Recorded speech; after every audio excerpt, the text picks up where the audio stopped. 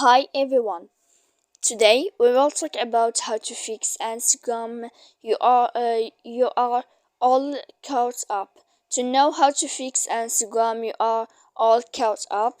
You should just go to settings like this. You will click.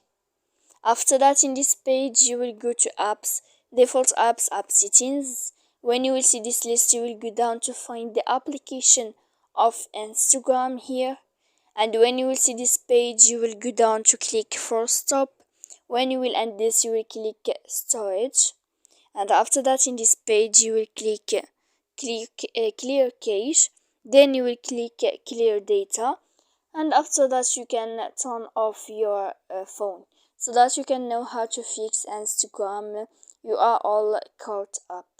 So please don't forget to support us by liking and subscribe. See you next time in another video, and thank you for watching.